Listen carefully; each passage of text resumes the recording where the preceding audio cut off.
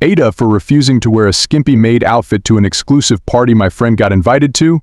Story 1. So I 22F live with my friend 22F, and she recently met a guy at a beach party. She's pretty much obsessed with him because he comes from a well-known, well-off family in the area and has a certain level of status associated with him. She told me they were sort of dating, and obviously I've been supportive throughout it all, as a friend. However, I've met him a few times and I don't exactly hold favorable opinions of him. I didn't tell my friend because I wasn't fully sure of my views yet and I didn't want to be negative. Anyway, he's throwing a party soon and invited my friend. He asked her to bring me along too. He said it was a themed party and that everyone would be assigned a character style to wear. He sent my friend a picture of our outfits, two skimpy as hell maid costumes sprawled on a bed. I immediately told her that I wouldn't be wearing that shit, and especially not to a party with a bunch of strangers. Initially she thought I was kidding, but then understood that I'm serious. She said that wearing these fits isn't a big deal at all, and that I need to stop being so prudish and serious. I told her that it is very humiliating that this guy thinks it's perfectly fine to request two women to wear that to his party, like you're seriously asking two girls who are clearly not as rich as you to dress up as maids to your party. I asked her if she seriously sees nothing wrong with it, and she said no. She explained that he just has a weird taste and that it might be a weird rich people thing. I told her again that I will not be wearing some skimpy-ass maid costume. Not only is it embarrassing, it is especially disrespectful to me because I don't have any sort of meaningful relationship with the guy, and yet he thought it's appropriate to include me in this request. I told her that I won't be wearing the clothes, won't be going to the party, and will from now on avoid her new BF altogether. We had a massive argument, and she said that I'm lame, boring, and not a supportive friend. She said that instead of helping her, I'm ruining everything and being a killjoy. When she fed back to the guy that I'm refusing to participate, he even asked her if getting paid for it would change my mind. That made it even worse. Apparently he told her that I have the right attitude, which makes no sense as I've been combative all this time, and that his friends would love to get to know me. The fuck? I'm just getting angry typing this. I was pretty upset, told my dad about the situation. The party is tomorrow night and my friend decided to go alone, and she's not really talking to me RN. Am I the asshole, or is she? I feel strangely very guilty even though I'm standing up for my boundaries. AITA? First comment, NTA at all. Be proud of yourself for standing up for yourself. This was a batshit crazy request. I'm honestly concerned for your friend. She is not dating this guy. Maybe she thinks she is, but this sounds more like he's taking advantage of her and possibly will be offering her to his friends. At the very least, he is setting her up to be a piece of meat at this party. No well-known dude from a wealthy family would do this to his girlfriend unless he was some kind of messed up sadist or something. He sees her as nothing but a hookup and something to be possibly shared. This is super creepy. And the fact that he felt comfortable including you makes it even worse. It's also possible your friend suggested this and possibly offered you. This is a huge red flag. Your friend either was in on this and is now mad because you made her look bad, or she is in for a nasty surprise.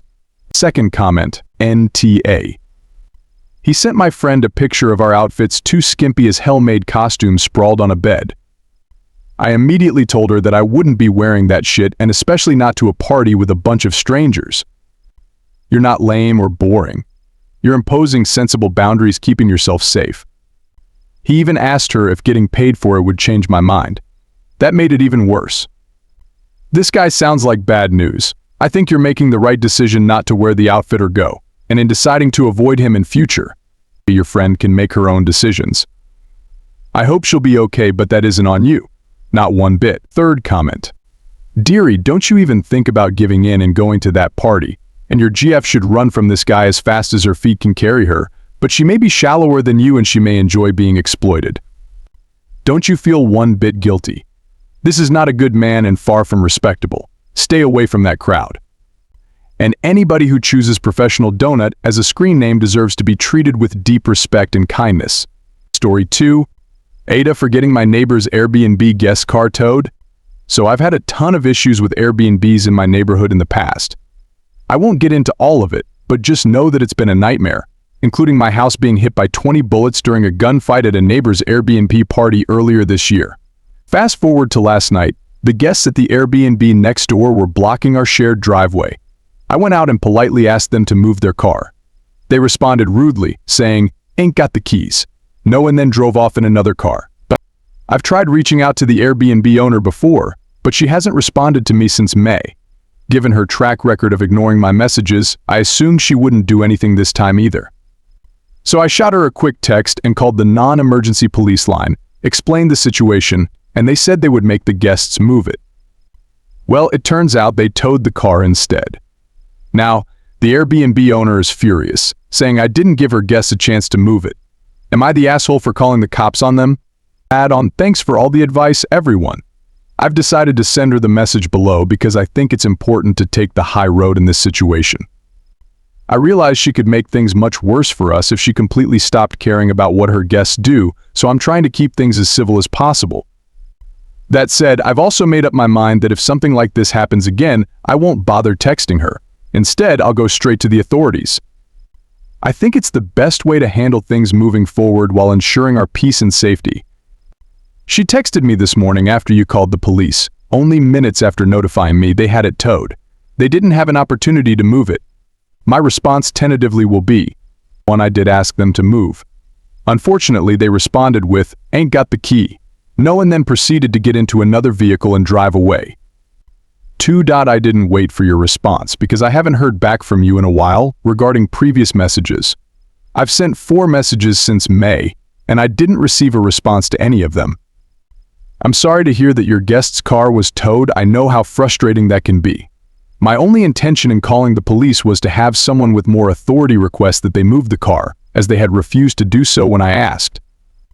I never asked for the car to be towed and was quite surprised when I found out that it happened. First comment. Generally think your response to her is good. Some suggested tweaks. Don't detail the renter's response. Just say, I did ask them to move the car, they were given the opportunity, but either could or would not move the car. Add in, I suggest you emphasize to your renters that you can only offer them use of the left-right half of the shared drive. If they block or trespass on the other half of the shared driveway, their car belongings may be towed at their expense. Second comment. You did give the guests a chance to move it. They decided to ditch their responsibilities. Suggest your neighbor address proper parking in her listing and house rules, and as a minimum, in-house rules state improperly parked vehicles are subject to tickets and/or tow. You should not be held hostage to neighbors' rude guests. If you had an emergency, God forbid, you would have been screwed. So NTA. Third comment. Someone parking where it is visibly noticeable that they should not park there should always get a tow truck called on them. I do not care what the reason is. I do not have empathy or understanding for bullshit like this. If we all collectively start calling a tow truck whenever someone parks either blocking a driveway or parking somewhere illegal, maybe the entitlement will stop.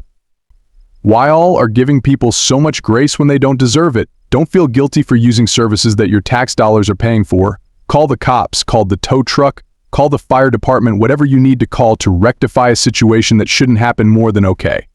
NTA. Story 3. AITA for taking my cat to college?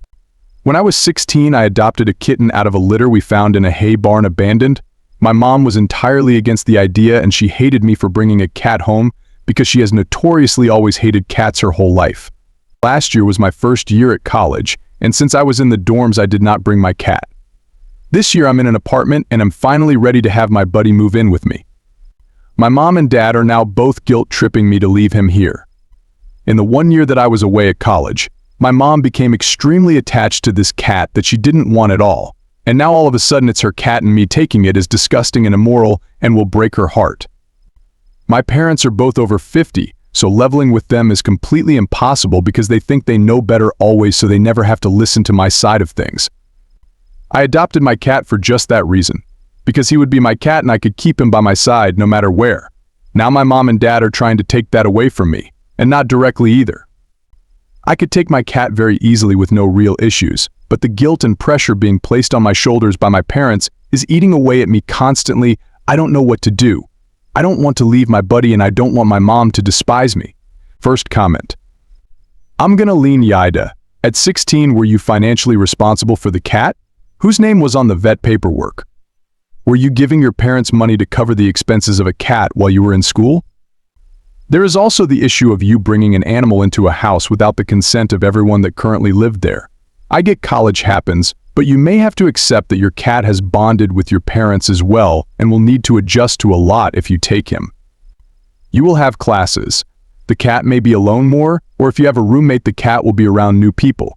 Possibly new pets if your roommates have pets. Cats typically are not very adaptive creatures. Second comment.